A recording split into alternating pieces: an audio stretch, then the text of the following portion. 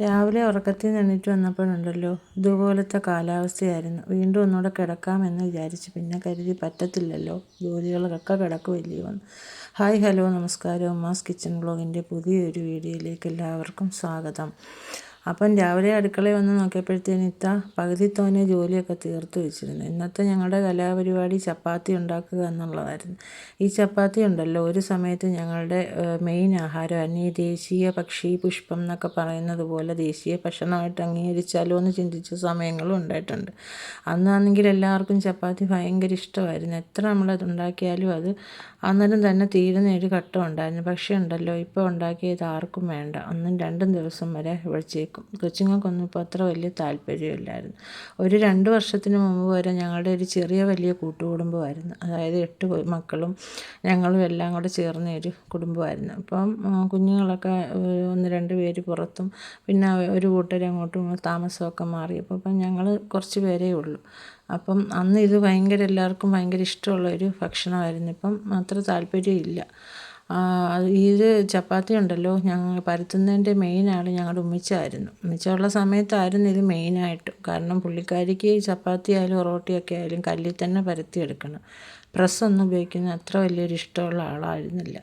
പിന്നെ അത് കഴിഞ്ഞ് ഉമ്മിച്ചാടെ ഇത് കഴിഞ്ഞതിന് ശേഷം ഇത്തായ്ക്ക് അത് കൈമാറി. ഇത്താണ് ഇതിൻ്റെ മെയിൻ ആൾ. കുഴയ്ക്കുന്നതും പരത്തുന്നതും ഒക്കെ പുള്ളിക്കാരി തന്നെയാണ്. അപ്പം അതിനൊരു പ്രത്യേക രുചിയുമാണേ. ഞങ്ങൾ പിന്നെ ചുടാൻ കയറത്തതേ ഉള്ളൂ. അന്നേരം പിന്നെ കിഴങ്ങാറിയായിരുന്നു. നല്ല അടിപൊളി കുറുകിയ കിഴങ്ങാറിയും ചപ്പാത്തിയായിരുന്നു. അപ്പം ഇതെല്ലാം വരുത്തി കഴിഞ്ഞ് ഈ പറയുന്ന കൂട്ടത്തിലുണ്ട് ഒരു 100 കൂട്ടം കാര്യങ്ങൾ ഞങ്ങൾ സംസാരിക്കുക. അതിൻ്റെ മെയിൻ കഥാപാത്രങ്ങൾ ഞങ്ങളുടെ ബാബിച്ചായും ഉമ്മിച്ചായും പിന്നെ ഞങ്ങളുടെ ബാല്യങ്ങളുമായിരിക്കും. അന്നത്തെ രസകരമായ കാര്യങ്ങളൊക്കെ ആയിരിക്കും പറയുന്നത്. പിന്നെ ഇതുണ്ടല്ലോ ഞങ്ങളുടെ സ്വന്തം കപ്പയ്ക്ക മരത്തിൽ പിടിച്ചതാട്ടോ. ഇവിടെ ആണെങ്കിൽ ഇത് ഇല്ല, കപ്പ പിടിച്ച് വരും. ഈ വെള്ളം നിൽക്കുന്ന സ്ഥലമായതുകൊണ്ട് അന്നേരം അത് നശിച്ചു പോകും. ആകെപ്പാട് ഫ്രൂട്ട്സിൽ കഴിക്കുന്നവരാണ് കപ്പയ്ക്ക മാത്രമേ ഉള്ളൂ. എന്തായാലും പടച്ചവൻ വേണ്ടി വെച്ച് ഇപ്രാവശ്യം അത് നല്ല രീതിയിൽ കിട്ടി. പിന്നെ ഉച്ചക്കലത്തേക്ക് അവിയലും തോരനൊക്കെ ഉണ്ടാക്കാമെന്നും പറഞ്ഞ് ഇന്നപ്പോഴുണ്ട് ഗ്യാസ് കുറ്റി വന്നു. ഗ്യാസ് ഇപ്പം ബുക്ക് ചെയ്ത് 2 ദിവസത്തിനുള്ളിൽ തന്നെ കിട്ടുമല്ലോ.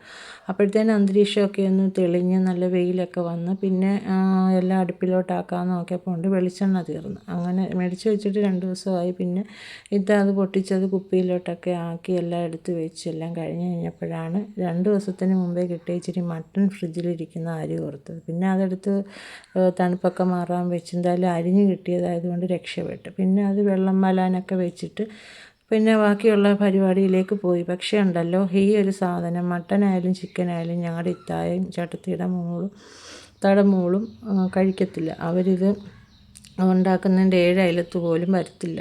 എന്തോ ഒരു ചതുർത്ഥി പോലെ കേട്ടോ. പണ്ടും അങ്ങനെ തന്നെ. വീട്ടിലിത് വാങ്ങിച്ചാൽ പിന്നെ അവൾ അടുക്കളയിൽ കയറത്തുമില്ല, വെള്ളവും കുടിക്കത്തില്ല, ഇഷ്ടമല്ലായിരുന്നു. അപ്പോൾ അതിൽ നിന്നൊക്കെ കുറച്ചൊക്കെ മാറ്റങ്ങൾ വന്നിട്ടുണ്ട്. ഒരുവിധപ്പെട്ട മീനുകളൊന്നും ഒന്നും കഴിക്കത്തില്ലായിരുന്നു. പക്ഷേ ഇപ്പോൾ അതൊക്കെ മാറിയിട്ടുണ്ട് കേട്ടോ. പിന്നെ ഈ കുക്കറിന് ഒരു പ്രത്യേകത ഉണ്ടെന്ന് വെച്ചാലുണ്ടല്ലോ നമ്മളിങ്ങനെ തട്ടി വിളിക്കണം എണ്ണീക്കും എന്നാലേ ഊത്ത് കേൾക്കത്തുള്ളൂ. പിന്നെ കൊച്ചുള്ളിയും മസാലയും പച്ചമുളകും എല്ലാം കൂടി ഇട്ട് ഉപ്പുമൊക്കെ ഇട്ട് നല്ലതുപോലെ ഒന്ന് ഞെരടി കുക്കറിനകത്തോട്ട് വെച്ച് 10-15 ഊത്ത് ഏൽപ്പിച്ചെടുത്തു. കലാപരമായിട്ടൊന്നും ചെയ്യണ്ട, സാധാ പോലെ അങ്ങ് ചെയ്യാമെന്ന് വിചാരിച്ചു. പിന്നെ ചോറ് വെന്ത് കിടന്നതെടുത്ത് മൊരിച്ചൊക്കെ വെച്ച് എന്നിട്ട് കുക്കർ തുറന്ന് നോക്കിയപ്പോഴുണ്ട് കുറച്ചും കൂടെ ഒരു വേവ് കുറവുള്ള പോലെ തോന്നി. പിന്നെ ഒന്നും കൂടെ വെച്ച് 2-3-4 ഊത്തുകൂടെ കേൾപ്പിച്ചൊക്കെ എടുത്ത് മാറ്റി ചട്ടി അടുപ്പിൽ വെച്ച് എണ്ണ ഒഴിച്ച് ഉലുവായും ഒക്കെ ഇട്ട് മൂപ്പിച്ചെടുത്ത് വെച്ചിട്ട് 2 സവാള അരിഞ്ഞ് നല്ലപോലെ കൈകൊണ്ട് ഞെരടി എടുക്കണം. അപ്പോൾ ഉണ്ടല്ലോ ഇത് പെട്ടെന്ന് മൂത്ത് വരും. ഉപ്പുമൊക്കെ ഇട്ട് എടുക്കുമ്പോൾ എളുപ്പം സവാള മൂത്ത് വരും. അങ്ങനെ അതെല്ലാം മൂപ്പിച്ച് മുളക് പൊടി ഇടാതായിരുന്നല്ലോ മട്ടൻ വേവിച്ചത്. അപ്പം അത് മുളക് പൊടിയൊക്കെ ഇട്ട് വേവിച്ച് വെച്ചേക്കുന്ന മട്ടൻ അതിലേക്ക് തട്ടിയിട്ട് നല്ലതുപോലെ വേവിച്ചെടുത്തു. ഈ മട്ടനൊക്കെ ആകുമ്പോഴുണ്ടല്ലോ കുഞ്ഞുങ്ങൾക്ക് വലിയ ഇഷ്ടമാണ്, അവർ കഴിച്ചോളും. അവന്മാർക്കിത് ഇഷ്ടം. എൻ്റെ മൂത്ത മോനാണെങ്കിലുണ്ടല്ലോ ചോറ് തന്നെ വേണം. അവന് പിന്നെ എല്ലാ കറികളും കഴിച്ചോളും. എൻ്റെ തിരിഞ്ഞടിക്കാത്ത എന്തുണ്ടെങ്കിലും അവൻ കഴിച്ചോളും. അവനെക്കൊണ്ട് ഈ ഭക്ഷണ കാര്യത്തിൽ അങ്ങനെ ഒരു ബുദ്ധിമുട്ടില്ല. രണ്ടാമത്തെ ആൾ നേരെ തിരിച്ച്. അവന് ഈ മീനൊന്നും അത്രയ്ക്കൊരു ഇഷ്ടമൊന്നുമല്ല. ചോറ് കഴിക്കാതെ വിടുന്നത് തന്നെ അവന് വലിയ ഇഷ്ടമാണ്. വിളിക്കാതിരുന്നാൽ അത്രയും കാര്യം. മൂന്നാമത്തെ പിന്നെ ചോറ് കഴിക്കും. അവനാണെങ്കിൽ തേങ്ങാക്കറി അങ്ങനെയുള്ളതൊന്നും ഇഷ്ടമല്ല, മുളക് കറി തന്നെ വേണം. പിന്നെ ഇതൊക്കെ ഉണ്ടെങ്കിൽ പിന്നെ വലിയൊരു കുഴപ്പമില്ല, കഴിച്ചോളും. പക്ഷേ പുള്ളിക്കാരൻ ഇന്നലെ ഈ ചപ്പാത്തിയും ഇതും കൂടെ കൂട്ടിയാണ് കഴിച്ചത്. അങ്ങനെ അതെല്ലാം കരിവേപ്പിലയൊക്കെ ഇട്ട് വേവിച്ചൊക്കെ ഇറക്കി വെച്ച് എന്നിട്ട് കുറച്ച് ചോറൊക്കെ എടുത്ത് ഇതൊക്കെയായിട്ട് കഴിച്ച്. അപ്പോഴത്തേനും മഴയൊക്കെ മാറി നല്ല വെയിലായിട്ടുണ്ടായിരുന്നു കേട്ടോ. എൻ്റെ ഈ ലോങ് വീഡിയോ ഇഷ്ടപ്പെട്ട ഒന്ന് ലൈക്കും സബും ചെയ്ത് ഒന്ന് സപ്പോർട്ട് ചെയ്ത് കൂടെ നിർത്തണേ. നിങ്ങളുടെ സപ്പോർട്ട് ഉണ്ടെങ്കിൽ മാത്രമേ മുന്നോട്ട്